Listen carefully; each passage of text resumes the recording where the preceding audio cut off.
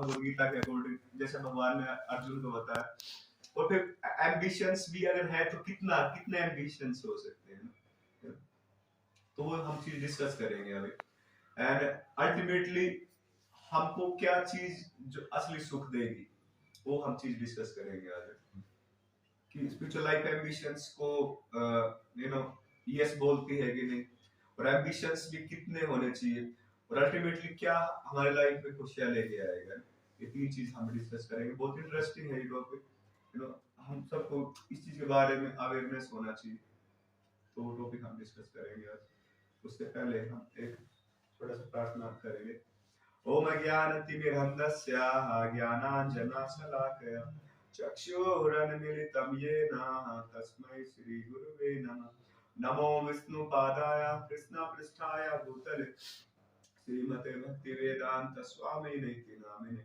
नमस्ते सारस्वते देवे गौरवाणी प्रचारिणे निर्विशेष शून्यवादी पाश्चात्य देश तारिणे।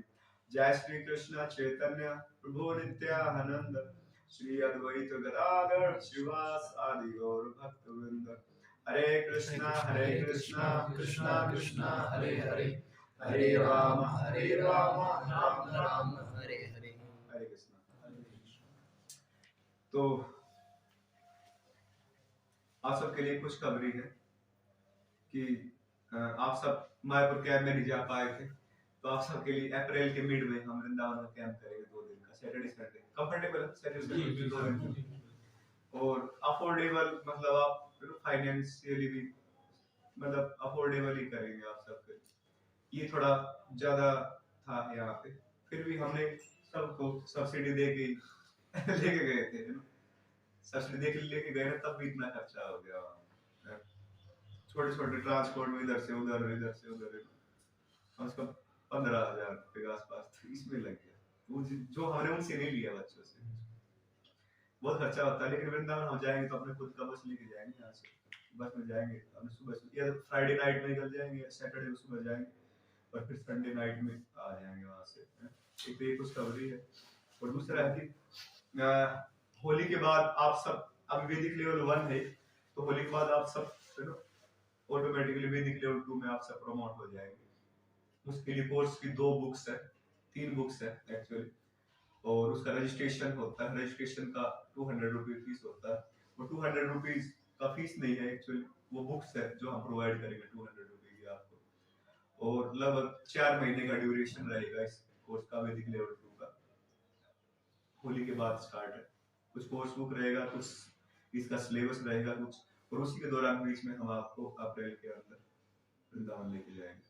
उसमें सबको चलना है, उसमें कोई बहाना नहीं होना चाहिए। उसमें कोई बहाना नहीं होना चाहिए, 2 दिन के लिए चलना चाहिए। 2 रात रुक जाएंगे। हाँ, एक ही रात रुकेंगे, संडे तक तो फ्राइडे को शाम को निकलते, 2 नाइट रुक सकते हैं, मतलब 5 घंटे का रास्ता है यहाँ से, 5 घंटे का रास्ता। चलो वो डिस्कस कर लेंगे, अभी हम आज में टॉपिक डिस्कस करते हैं। तो जो गीता का जो नॉलेज है, वो भगवान ने भगवद गीता के 2nd चैप्टर में समराइज कर दिया पूरा, कि अल्टीमेटली क्या भगवान बोलने वाले हैं। भगवान ने उसमें हल्का सा हिंट भक्ति योग के बारे में दे दिया, योगा के बारे में भी दे दिया, ज्ञान योग के बारे में भी दे दिया, तो सब कुछ थोड़ा भगवान रिनंसिएशन के बारे में बता दिया, संन्यास के बारे में बता दिया, साथ साथ कर्म योग के बारे में बता दिया। तो संन्यास योग मतलब सब कुछ छोड़ के जंगल में जाके अपना भगवान का ध्यान करना, इस तरीके से। कर्म योग मतलब अपनी एक्टिविटीज को भगवान की प्रसन्नता के लिए करना, कुछ भी कर रहे हो आप, जॉब कर रहे हो, पढ़ाई कर रहे हो, कुछ भी आप कर रहे हो, बिजनेस कर रहे हो, वो सब कुछ भगवान की प्रसन्नता के लिए करना, प्लेजर के लिए करना, और जो भी रिजल्ट उससे प्रोड्यूस होता है, किस भी एक्टिविटी हम कर रहे हैं, उसको भगवान की सेवा में लगाना, कितना % है वो वेरी कर सकता है, तो ये कर्म योग होगा। तो इसको सुनने के बाद अर्जुन कंफ्यूज हो गए, और अर्जुन फिर भगवद गीता का जो 3rd चैप्टर उसके पहले श्लोक में भगवान से पूछते हैं कि देखो मैं हो गया हूँ कंफ्यूज अभी, कि मैं क्या करना चाहिए, मेरे लिए क्या बेटर है, मैं सब कुछ छोड़ छाड़ दूं, जंगल में चला जाऊं, ध्यान धूल करने लग जाऊं, या मैं अपने आप को मतलब अपने ड्यूटीज को परफॉर्म करने में लगाऊं, मतलब एक्टिविटीज को। मेरे लिए क्या श्रेयस्कर है, मतलब मेरे लिए क्या श्रेयस्कर नहीं है, जो बेस्ट हो मुझको बताओ, क्लियरली बोल दे जो बेस्ट हो मुझे बताओ। तो भगवान वहां पे बोले कि देखो अपना मेंटेनेंस करने के लिए आदमी को कुछ ना कुछ तो करना पड़ता है, अपना पेट भरना है आदमी को, तो उसको हर हालत में एक्टिविटीज में तो एंगेज होना ही पड़ता है। तो बेस्ट भगवान ने बताया कि कर्म योग करना बेस्ट है, एक्टिविटीज को करना बेस्ट है। और फिर भगवान ने बताया उनको कि ड्यूटीज के बारे में बताया, फिर भगवान ने उनको ड्यूटी, अपने ड्यूटी परफॉर्म करना बेटर है ड्यूटीज को छोड़ के जंगल में जाके ध्यान ध्यान करने से। लेकिन वे ड्यूटीज किस चीज को ड्यूटी बोलते हैं एक्चुअली, और किस भावना से वे करनी चाहिए, अब क्वेश्चन ये उठता है ना। भगवान ने सेक्शन कर दिया कि आदमी को निकलना नहीं बैठना चाहिए, तो सब छोड़ छाड़ के जंगल चला गया, दिखावा कर रहे हैं कि मतलब तो भगवान पहले तो ये बोलते हैं कि अपने एक्टिविटी में लगना चाहिए, अपने ड्यूटी को परफॉर्म करना चाहिए। लेकिन साथ साथ भगवान ने फिर ये बताया कि ड्यूटी को किस तरीके से, एक्चुअली ड्यूटी है क्या, और उन ड्यूटीज को किस भावना से करना चाहिए, क्या भाव होना चाहिए उन ड्यूटी को परफॉर्म करते हुए, तो वो हम डिस्कस करेंगे अभी। तो भगवद गीता का जो 4th चैप्टर है, जिसका हेडिंग है, शीर्षक है दिव्य ज्ञान, ये इंग्लिश में बोले तो ट्रांसेंडेंटल नॉलेज। उसमें भगवान ने बताया कि जो सोसाइटी है, पूरा सोसाइटी है, पूरा ह्यूमन सोसाइटी है, पूरा इंडिया है, पूरा वर्ल्ड है, भगवान कहते हैं चतुर्वर्णम माया श्रेष्ठम गुणा कर्म विभाग सा, मेरी सोसाइटी को ना 4 भाग में मैंने विभाजित किया है। 4 सोशल ऑर्डर है और 4 स्पिरिचुअल ऑर्डर है। सोशल ऑर्डर मतलब समाज को अच्छे से चलाने के लिए कौन आदमी क्या काम करेगा, एक वो स्ट्रक्चर, और स्पिरिचुअल लाइफ में प्रोग्रेस करने के लिए एक स्ट्रक्चर बना दी भगवान ने, 2 स्ट्रक्चर बना दिए और उनमें हायरार्की बना दिया। तो सोशल लाइफ का जो स्ट्रक्चर है उसमें सबसे पहले आते हैं ब्राह्मण। ब्राह्मण मतलब जो स्पिरिचुअल लाइफ का नॉलेज भी होता है, मेंटल लाइफ का भी नॉलेज होता है, वे खुद उसको अच्छे से पढ़ते हैं, फॉलो करते हैं और दूसरे लोगों को भी ज्ञान देते हैं, उनको भी आगे बढ़ाते हैं उसमें, तो ये ब्राह्मण आज हो गया। सेकंड है क्षत्रिय। क्षत्रिय मतलब एडमिनिस्ट्रेटिव क्लास, उसमें किंग भी क्षत्रिय के अंडर आएगा, उसका जितना मंत्रिमंडल है, एडमिनिस्ट्रेशन, वो क्षत्रिय के अंदर आएगा। सेना में जो युद्ध लड़ने जाते हैं आदमी, वे भी क्षत्रिय में आएंगे। और फिर थर्ड सोशल ऑर्डर है वैश्य कम्युनिटी, ये इंग्लिश में उसको बोलेंगे तो मर्केंटाइल कम्युनिटी। मर्केंटाइल कम्युनिटी के भगवान ने भगवद गीता में 3 ड्यूटी बताई, कृषि करना, गो रक्षा करना, भगवान ने ये नहीं बताया पशुपालन करना, भगवान ने स्पेशली बताया गो रक्षा, मतलब गाय का पालना और उसकी रक्षा करना, मतलब कटने नहीं देना। आज जैसे गाय का ये हालत है, आइए हमारी लापरवाही कारण सब। और तीसरा भगवान ने ड्यूटी बताया वाणिज्य, वाणिज्य मतलब कॉमर्स या व्यापार। तो 3 ड्यूटी है वैश्य कम्युनिटी के, मर्केंटाइल कम्युनिटी, पशुपालना, खेती करना और अपना व्यापार करना। व्यापार या बैंकिंग दोनों चीज हो गई उसमें, व्यापार बैंकिंग। और फोर्थ कम्युनिटी शूद्र कम्युनिटी, मतलब लेबरर क्लास। और इस कम्युनिटी के कोई हाई एम्बिशंस वगैरह नहीं होते, गोल नहीं होते, मतलब ऐसे आदमी होते डे टू डे जितना मिलता है उसको खा जाते हैं, मौज मस्ती करके अपना, बहुत बड़ा नहीं बनना, जितना कमा उसको खा जाते हैं, ज्यादा जोड़ना इनके कल्चर में नहीं होता। तो ये किसी भी आदमी के अंडर काम करके इनको ज्यादा अच्छा लगता है, मास्टर को हमारा इस तरीके का शूद्र कम्युनिटी। तो नेचुरली सोसाइटी में 4 तरीके के लोग आपको मिल जाएंगे। पहले स्ट्रक्चर ऐसा था कि इजीली डिस्टिंग्विश कर सकते थे, ब्राह्मण क्लास है, क्षत्रिय क्लास है, लेकिन आज सोसाइटी में सब मिक्स हो गया, कोई ऐसा आइडेंटिफाई नहीं कर सकते आप अलग से इस तरीके से। तो ये हो गया सोशल ऑर्डर है। फिर स्पिरिचुअल ऑर्डर हो गया। स्पिरिचुअल ऑर्डर में क्या है, सबसे पहले आती हमारी जो लाइफ, हम जन्म होता है उससे 25 साल तक का जो उम्र होता है वो ब्रह्मचार्य का समय होता है, ब्रह्मचार्य व्रत का पालन करना, मतलब गुरु के संरक्षण में रहना, गुरु के आज्ञा का पालन करना और ब्रह्मचार्य व्रत का पालन करना। ब्रह्मचार्य व्रत का पालन करना मतलब कि स्त्री के साथ उस 25 साल तक कोई मतलब संबंध नहीं, कुछ नहीं, अपने गुरु के साथ रह रहे हैं, साथ साथ अपना आध्यात्मिक जीवन में भी आगे बढ़ रहे हैं, भौतिक जीवन का भी जो भी है, राजनीति का प्रशिक्षण है, सैन्य नीति का प्रशिक्षण है, कोई भी जितने तरीके की मेटेरियल साइंस है और स्पिरिचुअल साइंस है, दोनों का प्रशिक्षण लेना गुरु के मार्गदर्शन 25 साल तक। तब तक अपोजिट सेक्स के साथ कोई कांटेक्ट नहीं, कोई फ्री मिक्सिंग नहीं, इसका मतलब ब्रह्मचारी लाइफ होता है। और किसी भी तरीके से सीमन को लूज नहीं करते, अपने वीर्य पता नहीं करते किसी तरीके से, इसको ब्रह्मचारी बोलते हैं। तो फिर उसके बाद जो अपने आप को बेटर कंट्रोल कर पाते हैं और खुश रहते हैं अपनी इसी लाइफ में, ब्रह्मचारी लाइफ में, लाइफ टाइम गुरु के साथ रहेंगे और गुरु से जो संदेश प्राप्त किया है उसी संदेश को आगे फिर वे ट्रांसफर करेंगे। गुरु परंपरा इसी तरीके से बनती है, तो वे गुरु के साथ रुक जाते हैं। लेकिन जिनका अपने ऊपर कंट्रोल नहीं होता था, यदि फैमिली लाइफ में जाना होता तो फैमिली लाइफ में चले जाते थे, शादी हो जाती थी उनकी। तो शादी की जीवन में पूरा लाइफ टाइम रहना अलाउड नहीं है वैदिक कल्चर के अकॉर्डिंग, है ना, क्योंकि अल्टीमेट पर्पस है कि अपना प्योरिफिकेशन, अपना शुद्धिकरण। अपना शुद्धिकरण का मतलब है कि हमारे अंदर ये सब चीजें है, लस्ट है, एंगर है, ग्रीड है, ईर्ष्या है हमारे अंदर, अहंकार है हमारे अंदर, अज्ञानता, ये सब चीज, मतलब आप कोई भी शास्त्र उठाओगे ना, मैं सिखों का उठाओगे, गुरु ग्रंथ साहिब और कह रहा हूं इस्लाम में उठाओगे, हर एक में ये चीज कॉमन मिलेगी कि इस चीज से छुटकारा प्राप्त करना आदमी को, lust, greed, anger, envy, illusion और प्राइड, ये सब बाधा है प्योरिफिकेशन में और हमारे भगवान की यूनियन में। तो अल्टीमेटली गोल ये होता है, तो आप फैमिली लाइफ में चले जाते हो तो बहुत कम टाइम बचता है ना, और स्पिरिचुअल लाइफ में प्रोग्रेस के लिए सारा टाइम अपना जॉब करने में, बिजनेस करने में, परिवार के सदस्यों को पालने में, प्लस इतनी सारी डिफिकल्टी आती रहती है, कोई बीमार है, कभी कुछ कभी कुछ, तो बहुत कम समय मिलता है स्पिरिचुअल लाइफ के। इसलिए वैदिक कल्चर के अकॉर्डिंग आप 50 साल तक फैमिली लाइफ में अच्छे समय होता है और उसके बाद अपने बच्चों को अच्छे से पढ़ा लिखा के रेडी करके काम पे लगा के उसको फिर धीरे धीरे करके रेस्पॉन्सिबिलिटी परिवार को देना स्टार्ट करो और अपना स्पिरिचुअल लाइफ धीरे धीरे करके बढ़ा दो। और ऐसा आप 15-20 साल तक आप करोगे ऐसा।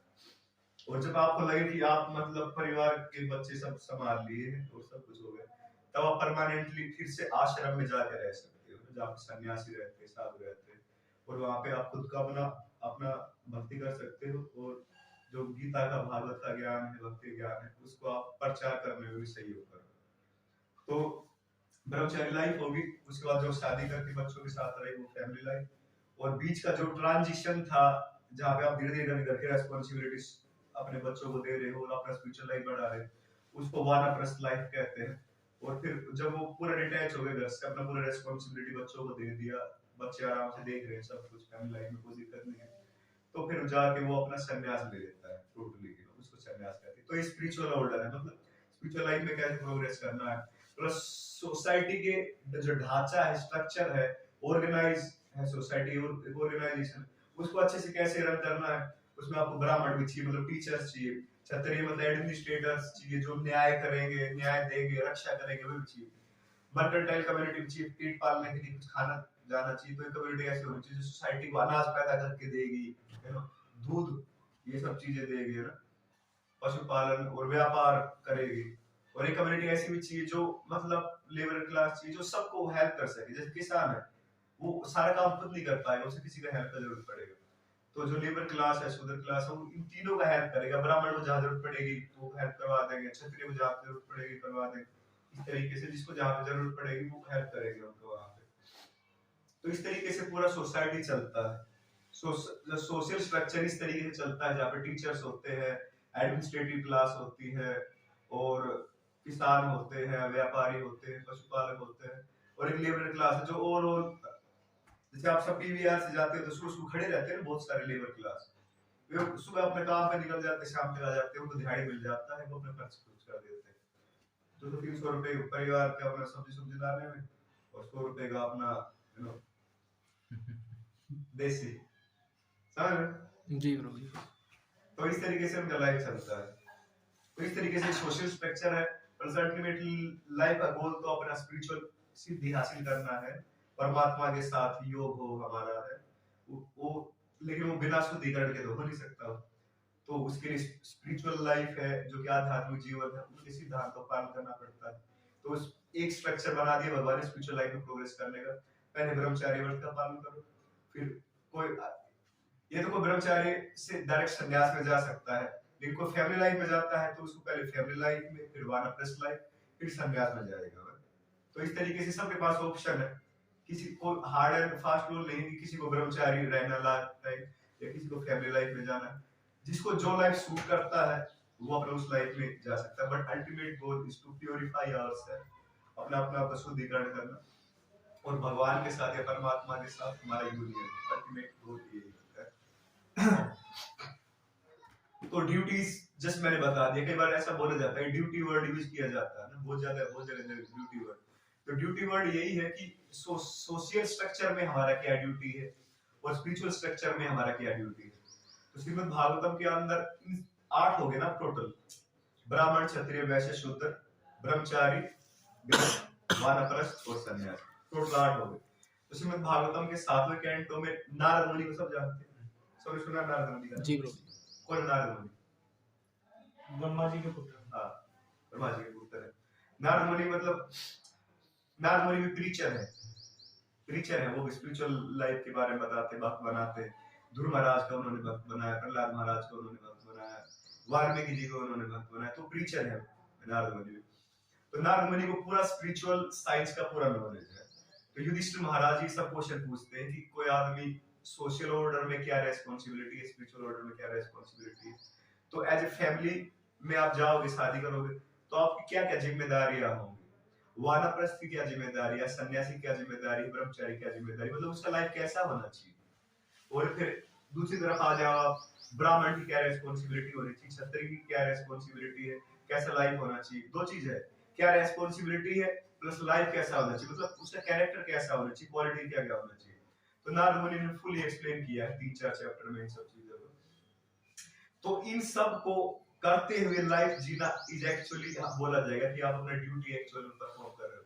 सिंपली अपने परिवार वालों का भरण पोषण कर रहे हो, 2 टाइम का रोटी खिला दिया, उनको छत बना दी उनके लिए, ये एक्चुअल में ड्यूटी नहीं मानी जाएगी।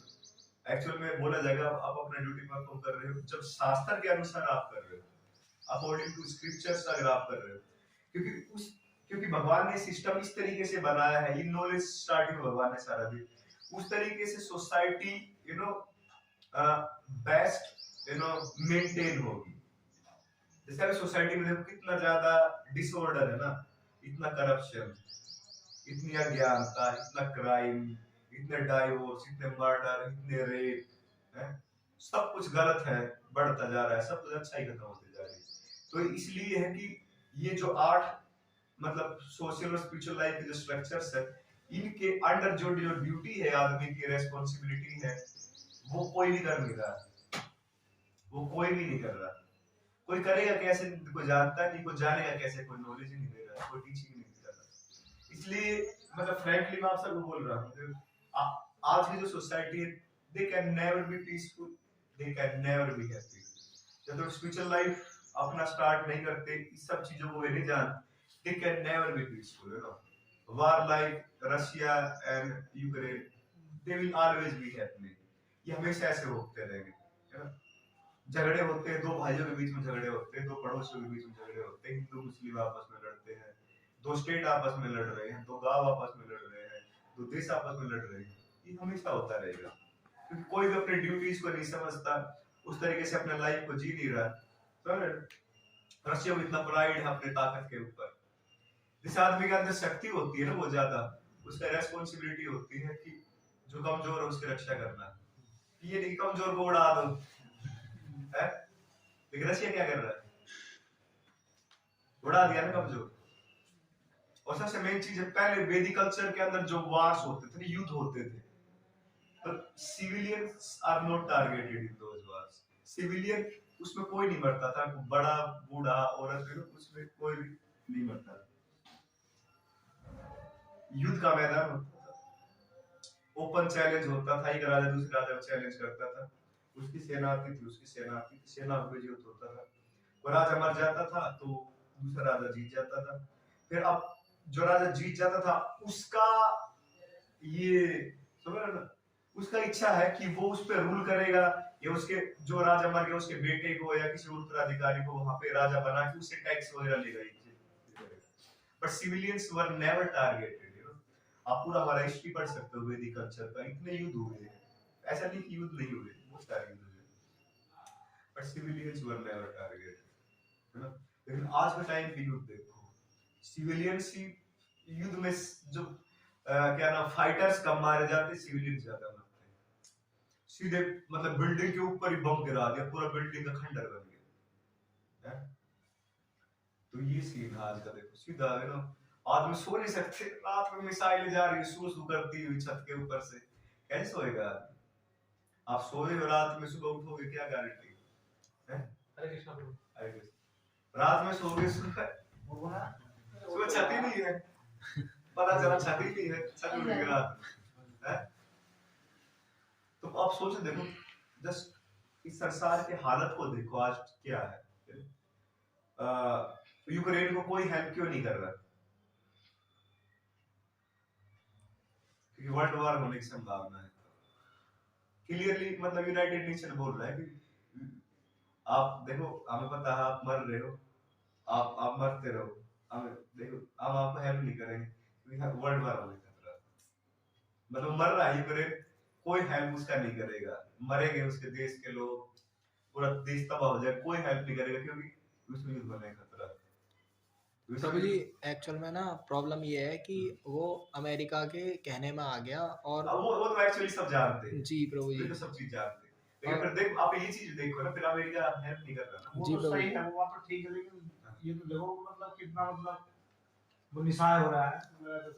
तो प्रभु जी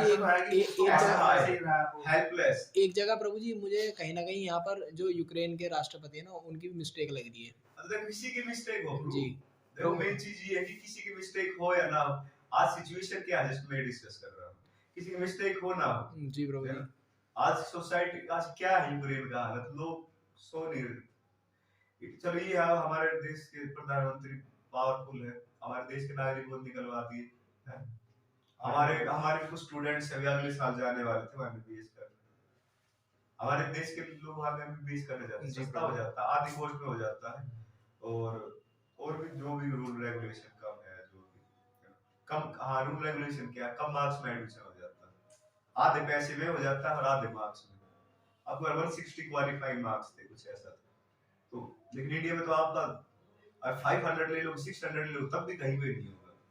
और क्या नाम है फिलीपींस में और यूक्रेन, ये ऐसे देश है जहाँ पे आपका मिनिमम मार्क्स में वहाँ पे एमबीबीएस में एडमिशन हो जाता है, तो हमारे स्टूडेंट्स जो वहाँ से निकाल रहे वे एमबीबीएस स्टूडेंट्स है एक्चुअली सर, हमारे मुरादाबाद के बहुत सारे बच्चे पढ़ते ही मुरादाबाद के, राजस्थान के बहुत सारे बच्चे पढ़ते हैं।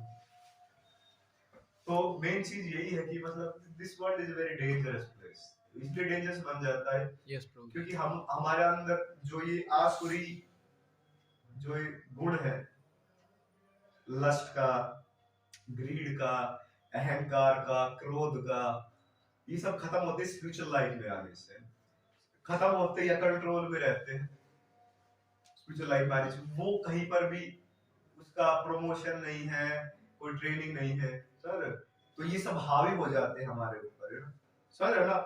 आप सब अपने अंदर बात है कि नहीं, आप सबके अंदर, हम सब के अंदर ये सब चीज, लेकिन इसके लिए आप इसके ऊपर आप काम नहीं करोगे तो ये आपके ऊपर हावी हो जाएगा, लस्ट आपके ऊपर हावी हो जाएगा, आप अंधे हो जाओगे बिल्कुल, है ना? तो क्या कर दोगे, आपके हाथ में कंट्रोल नहीं रहेगा। तो ऐसा कंट्रोल कैसे हम लोग खुद स्पिरिचुअल लाइफ से, स्पिरिचुअल लाइफ स्पिरिचुअल लाइफ मतलब भगवद गीता को पढ़ना, उनके सिद्धांतों का पालन करना, कलयुग का धर्म भगवान के नाम का जप करना, भगवान के नाम का जप करना, और जो भी मतलब बताया जाता है, कई बार स्पिरिचुअल जो शास्त्रों का जो ज्ञान हो डायरेक्टली हम नहीं समझ पाते, तो वो जो ऑलरेडी पालन कर रहे हैं, समझ चुके भी बताते हैं लेक्चर्स में, जैसे हम यहाँ पे बताते हैं, तो इन सब एसोसिएशंस को रेगुलरली लेना, और ये सब मेन 3 चीजें, शास्त्रों को पढ़ना, भगवान के नाम का जप करना और इस तरीके का एसोसिएशन लेना है, और जो गलत चीजें, नेगेटिव चीजें उनको करने से बचना है, पता है ये गलत है तो उसको करने से बचना है, सही है तो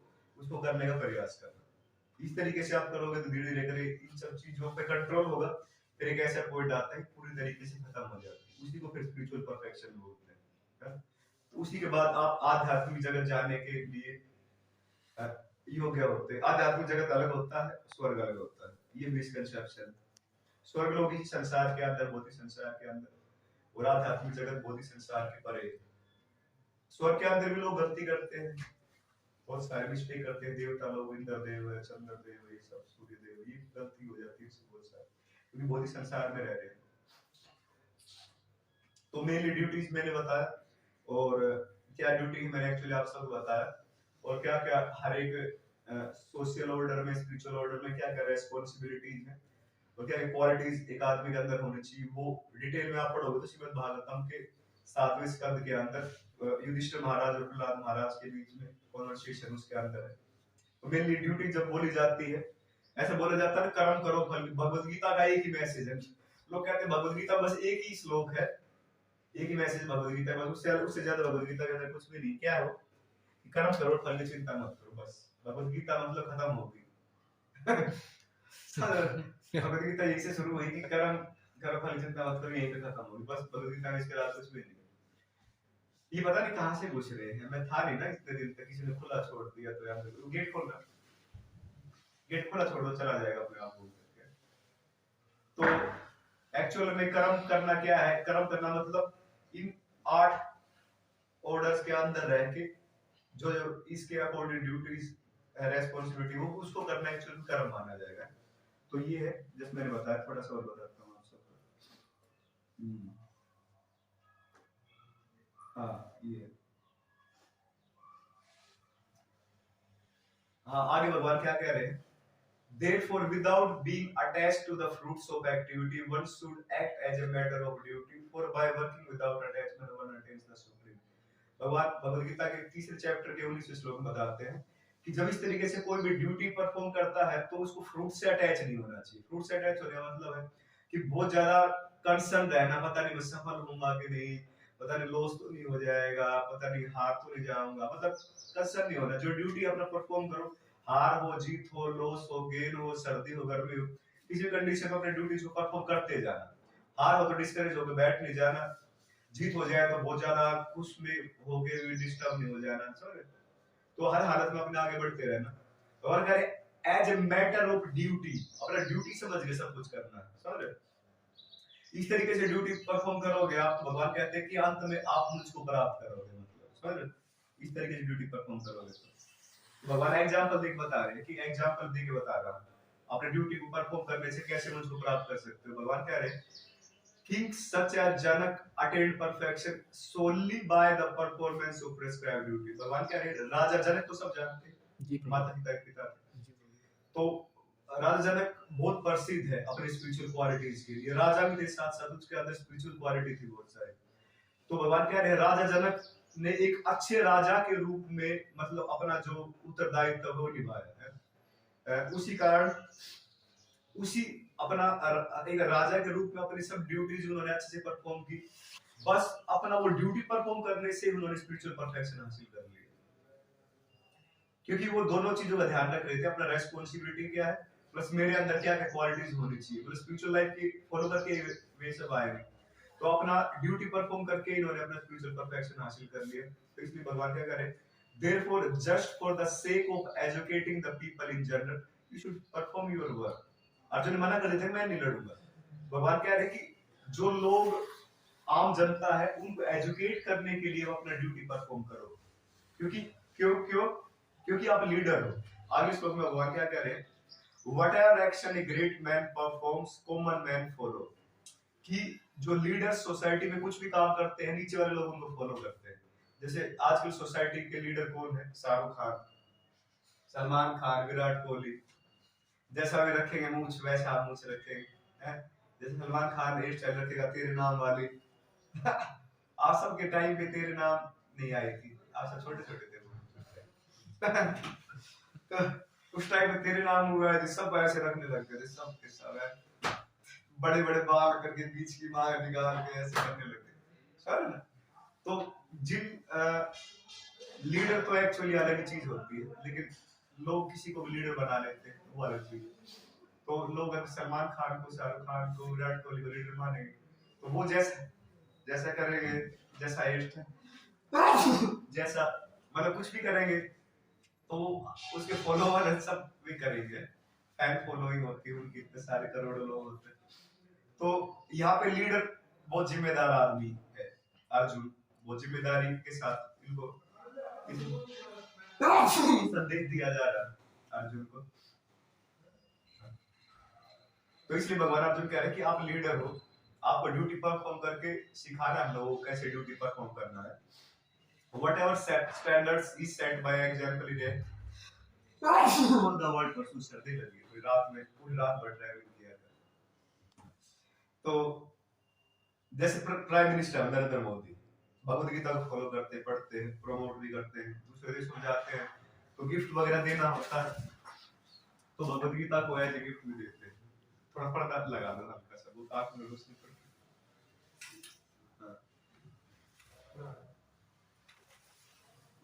सॉरी, ठीक है। तो आप सब भी सोसाइटी में लीडर हो, कोई बाहर लीडर नहीं होता तो फैमिली में तो लीडर होंगे, आपकी बीवी होगी, बच्चे होंगे, सोसाइटी में आपकी फैमिली में जितने भी लोग वो आपको देखेंगे आप कैसे कर रहे हो, कैसे बोलते हो, कैसे चलते हो, गुटखा खाते हो तो आपका बेटा गुटखा खाएगा, आप नहीं खाते होगे, आप बिल्कुल कंट्रोल हो, आप टाइट करके रखोगे अपने बच्चों को, वो भी बच जाएंगे। तो आप गलत कर रहे होंगे तो आपके फैमिली मेंबर सारे गलत करेंगे। आप कंट्रोल लाइफ जी रहे हो, बिल्कुल सही लाइफ, तो ऑटोमेटिकली आप उनको भी सही तरीके से रखोगे। तो आपकी फैमिली में आप लीडर हो, तो बाहर की जो दुनिया के लीडर हो ना, तो इसलिए हमारा बहुत एग्जाम्पलरी बिहेवियर होना चाहिए अपनी फैमिली के अंदर। तो ये सब ड्यूटीज के बारे में मैंने आप सबको बताया है। पर ड्यूटी किस चीज को बोला जाता है, कर्म किस चीज को बोला जाता है, कि बहुत सारे सिद्धांत होते हैं उसके पीछे। ये कि आप कुछ भी कर रहे हो उसको कर्म बोल दोगे, ऐसा नहीं होता। कर्म कसाई भी कर्म कर रहा है, दिन में 10 20 30 बकरे काट देता है जिसके लिए नरक में जाएगा, तो वो बोल सकता है कि मैं कर्म कर रहा हूं, ऐसे कर्म नहीं होता। शास्त्रों के अकॉर्डिंग शास्त्रों में क्या लिखा हुआ वो कर्म होता है। अब हमारा अपने टॉपिक पे आते हैं। तो टॉपिक हमारा आज का एम्बिशंस एंड स्पिरिचुअल लाइफ है। तो भगवान क्लियरली यहाँ पे एम्बिशंस पे कुछ रोक नहीं लगाए। भगवान ने बोला क्लियरली अपना ड्यूटी परफॉर्म करो। आप एक ब्राह्मण के गुण है तो अच्छा ब्राह्मण बनो, क्षत्रिय है तो अच्छा क्षत्रिय बनो, और आप किसान हो तो अच्छा किसान बनो, गौ रक्षा कर रहे हो या व्यापार कर रहे हो तो अच्छा व्यापारी बनो, और एक लेबर क्लास है तो अपने मास्टर को अच्छे से सर्व करना सीखो, एम्बिशन रखो अच्छा है। लेकिन और एम्बिशंस इज रॉन्ग। और एम्बिशन क्यों रॉन्ग है? क्योंकि हमको अपना एम्बिशन फुलफिल करने हैं, अपनी आवश्यकताएं पूरी करनी है, फैमिली को मेंटेन करना है, नो डाउट, क्लियर। लेकिन और उसके बाद जो समय मिलता है उसमें हमें अपने स्पिरिचुअल लाइफ को आगे बढ़ाना है। पर स्पिरिचुअल लाइफ को हमको उसमें आगे बढ़ाना है, भगवान का संदेश पढ़ना है, भगवत गीता से भगवान का नाम का जप करना, कलयुग का धर्म अपना शुद्धिकरण के लिए है, सेंट लोगों का एसोसिएशन लेना, उनसे सुनना, उनसे मिलना, उनसे गाइडेंस लेना ही करना है। तो जो टाइम बचेगा अपना काम करने के बाद वो इन सब में लगाना है। अगर हम और एम्बिशियस होते हैं, 30,000 सैलरी है तो अभी 50,000 होनी चाहिए, 50 होगी तो फिर 80 होनी चाहिए, मतलब दिमाग ये मिलते ही नेक्स्ट दिमाग में चलने लग गया, इस पोजीशन में हो तो ये होना चाहिए, इस पोजीशन में ये। और जो एक्स्ट्रा टाइम मिल रहा था हमको, जहाँ पे हम स्पिरिचुअल प्रैक्टिस करना चाहिए था हमको, वो टाइम हमने सारा अपना 12 घंटा 14 घंटा 15 घंटा पैसा कमाने में सारा लगा दिया। टाइम भी सारा वेस्ट कर दिया, एनर्जी सारा वेस्ट कर दिया, ना टाइम बचा ना एनर्जी बची, सारा टाइम वहीं पे लगा दिया और अपने और एम्बिशंस पे। तो greed and peace are incompatible. क्या है? हाँ, समझे sir? Greed and peace is incompatible, they can not go together. लालच और शांति में जीवन दोनों एक साथ नहीं चल सकते। आप लालची हो तो आपके जीवन में कभी शांति नहीं हो सकती, शांति नहीं हो सकती तो कभी सुखी नहीं हो सकते। शांत है तब तो सुखी होगा, दिमाग शांति नहीं बैठेगा सुखी कैसे होगा? और लालची आदमी का दिमाग कभी शांत नहीं बैठ सकता। इसलिए और एम्बिशंस को, जहां पे आपका टाइम ही नहीं बच रहा है, और तो एक्चुअली एवरीवन हरा क्या चार्जर, क्या चार्जर, एक चार्जर वहां पे लगा हुआ था, स्पीकर वाला चार्ज ले जा पाए। तो क्या है, everyone want piece and happiness in his life है, लेकिन जब तक आदमी का दिमाग टेंशन फ्री नहीं होगा, एंजाइटी फ्री नहीं होगा, तब तक वो पीसफुल कैसे रह सकता है? और एंजाइटी, इतना आदमी ग्रीडी है, इतना और एम्बिशियस है पोजीशन के लिए, पैसे के लिए, इन सब चीजों के लिए, तो उसका दिमाग शांत रह ही नहीं सकता। समझ? तो जब शांत नहीं रह सकता तो खुश नहीं रह सकता। तो हम अपनी लाइफ को देख सकते हैं, देखो अपनी लाइफ को देख सकते हैं इस तरीके से कि 5th क्लास बोली जाती थी बोर्ड की कभी, सोचा था कि 5th क्लास पास होगी तो हम खुश हो जाएंगे, फिर बाद में पता चला 10th क्लास में अच्छे नंबर ले पास हो जाओ तो बस लाइफ सेट है, पता चला 10th क्लास पास होते 12th भी आगे चीज होती है, 12th एक बार पास हो जाए अच्छे मार्क्स से तो लाइफ सेट है, 12th क्लास मेहनत किया पास हो गई, तो उसके बाद पता चला कि 12th क्लास में इस तरीके से पास होना है कि कॉलेज अच्छा मिले, नंबर आए, फिर वो भी चलो कर दिया है, फिर उसके बाद कॉलेज अच्छा मिल गया, फिर 4 साल बाद पता चला कि प्लेसमेंट भी होना है भाई, उसके लिए जॉब मिल जाए हैप्पीनेस हो जाएगा, चलो वो भी कर दिया है, लेकिन हम यहाँ पे बैठे हुए हैं आज आपने 5वीं क्लास भी ब्रेक कर रखी है, 10वीं 12वीं कॉलेज भी ब्रेक किया, जो भी ब्रेक किया, but are we really peaceful and happy? अब फ्री है एंजाइटी से कि अभी कोई डर नहीं, अब तो सब अटेन हो चुका, अब कोई भय नहीं है, अब सब कुछ मिल चुका है, अब हमें वो जो सुख शांति जो बचपन में हमने पहली क्लास से स्टार्ट किया था अपना एजुकेशन का सिलसिला वो खत्म हो गया, अब बस जीवन में शांति और सुख ही सुख बच गया। ये गोल तो हमने अटेन कर लिए, फ्यूचर में कितने और गोल अटेन करने हैं, अभी शादी, बच्चे को ये बनाना, तो इन पिछले कितने अचीवमेंट को हासिल करने से सुख शांति नहीं मिलता, आगे वाले अचीवमेंट तो कहाँ मिलेगी है? फिर ये क्वेश्चन उठता है कि what will really make us happy, खोल दो फिर तो अल्टीमेटली ये क्वेश्चन उठता है कि what will really make us happy क्या है? तो ultimately when we have shelter of Krishna and protection of Krishna, then we can really be peaceful and happy. जब हम भगवान की शरण में होंगे और भगवान के द्वारा हम प्रोटेक्टेड होंगे, you know, then we can say that we are really happy and peaceful. एक छोटा सा एग्जांपल मैं आपको देके बताता हूँ यहाँ पे, एक बहुत भरी हुई ठुकी हुई बस है, खड़ा होना भी मुश्किल हो रहा है ना, लेडीज भी होती है उसके अंदर, उनके पास छोटा बच्चा होता है, उस औरत के लिए बहुत मुश्किल होता है एडजस्ट करना, खड़ी है तो खड़ा रहना मुश्किल हो रहा है, बैठे तो बैठा रहना, उसका धक्का मुक्की, कभी चढ़े वापस देखिए ट्रेन में या बस, सब एक्सपीरियंस देखो, उसका बच्चा आराम से सो रहा होता है, उसके मदर को इतना संघर्ष ले, बच्चा आराम से सो रहा है बिल्कुल चैन से, पता नहीं क्या हो रहा है आसपास, क्योंकि पूरी तरीके से अपनी मदर की प्रोटेक्शन में है। अब आप दूसरा सिनेरियो देखो, अब उसकी मदर को वहां से हटा दो, उस बच्चे को उस भीड़ में खुद छोड़ दो, अकेला बच्चा धक्का मुक्की छोड़ दो, मर जाएगा। तो वैसे हमारा हाल ही संसार के अंदर, अगर हमें भगवान की प्रोटेक्शन नहीं है हमारे लाइफ में, हम भगवान की शरण में नहीं है, भगवान की शरण लेने का मतलब है कि भगवान के जो टीचिंग्स है उनको फॉलो करना, भगवान से कनेक्टेड रहना। भगवान से कनेक्टेड कैसे रहेंगे? भगवान का नाम का जप करने के थ्रू, उनकी शिक्षा को पालन करके, उनके भक्तों के एसोसिएशन लेने से हम भगवान से कनेक्टेड रहते हैं, तो इसको भगवान का शरण लेना कहते हैं। भगवान की शरण लेना, और दूसरा भगवान के द्वारा प्रोटेक्टेड होना। अगर हमारी लाइफ में है तो हम really anxiety free, fear free life हम जी सकते हैं। अदरवाइज देखो कितनी अशांति है इस लाइफ। जैसे आप सबका जॉब लग गया है ना, जॉब लगने के बाद भी कितना खराब लगता है, प्रूफ में देखो मैं नहीं जा पाऊंगा, फर्स्ट ईयर है जॉब का, अभी कुछ दिक्कत हो जाएगा, अभी नहीं कुछ नेक्स्ट टाइम चले जाएगा। आप सोचते देखो जॉब लगने के बाद भी इनसिक्योरिटी, सोचते देखो मतलब one can never be free from anxiety unless he has taken shelter of Krishna। जिसने भगवान का शरण ले लिया है ना, वो अपना रेस्पॉन्सिबिलिटी समझता है। ऐसा नहीं होता कि जो भगवान के भक्त होते हैं कि वे इरेस्पॉन्सिबल होते हैं, वे समझ रहे हो ना, वे जिम्मेदार नहीं होते, they are extra responsible, but they are fully assured of protection of Krishna. लेकिन वे पूरी तरीके से भगवान की प्रोटेक्शन आश्वस्त है वे कि हर सिचुएशन में हम भगवान हमारी प्रोटेक्शन करेंगे, और उसके बावजूद भी हमारे साथ कुछ बुरा होता है, कुछ एक्सीडेंट होता है, कुछ भी इधर उधर हो जाता है, तो भगवान ने सैंक्शन किया होगा तभी मेरे साथ वो बुरा हो सकता है। भगवान ने सैंक्शन नहीं किया तो मेरे साथ कुछ हो नहीं सकता। तो कुछ अभी डिफिकल्ट टाइम चल रहा है, नहीं भगवान ने सैंक्शन किया है, भगवान को सिखाना चाहते हैं, तो उसको वो एक्सेप्ट करेगा। लेकिन दूसरी तरफ जो आदमी भगवान से जुड़ा हुआ है, जिसके अंदर ये सेंटिमेंट्स नहीं इस तरीके, he will become very much disturbed, और हमेशा एंजाइटी में रहेगा, जो पता नहीं रहेगी कि नहीं रहेगी तो क्या करूंगा मैं, परिवार वालों क्या पाल।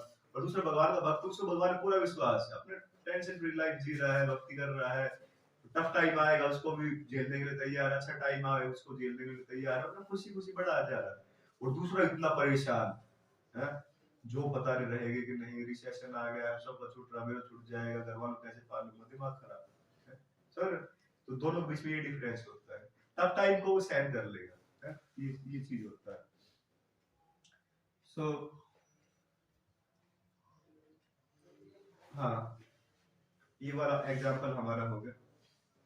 तो इस संसार में आदमी कोई बहुत इंटेलिजेंट हो सकता है, बहुत पावरफुल हो सकता है? बहुत सुंदर हो सकता है, बहुत पैसे वाला हो सकता है, फिर भी इनसिक्योरिटी है संसार में। अगले मोमेंट आपके साथ कुछ भी हो सकता है। अब यूक्रेन के अंदर देखो, बहुत पावरफुल आदमी होंगे, नेता टाइप भी होंगे, पैसे वाले भी होंगे, लेकिन उनके घर पे बम गिर रहे होंगे सर, है ना? इस संसार में कोई आदमी कितना बुद्धिमान हो, कितना शक्तिशाली, पैसे वाले, नेक्स्ट मोमेंट उसके साथ क्या हो जाएगा कोई भी नहीं जानता। इसलिए भगवान का प्रोटेक्शन होना, उनका शेल्टर होना बहुत इंपॉर्टेंट है हमारी लाइफ के अंदर। तो लोग ऐसा समझते हैं कि हार्ड वर्क करने से हमारी लाइफ में खुशी आ जाएगी। मैं 8 घंटा कर रहा हूँ, तुम 10 घंटा और करूंगा तो 5-10 हज़ार और सैलरी बढ़ जाएगा, तो फिर 12 घंटा फिर करना स्टार्ट कर दूंगा, फिर 30,000 से 60,000 हो जाएगी। आप जानते हैं अमेरिका के अंदर हर आदमी 2-2 3-3 जॉब करता है। आप में से कौन जानता है ये चीज? क्योंकि और एम्बिशियस होते हैं, उनके ज्यादा नीड होती है, ज्यादा इस तरह की लाइफ होती है, ज्यादा लग्जरियस लाइफ होती है।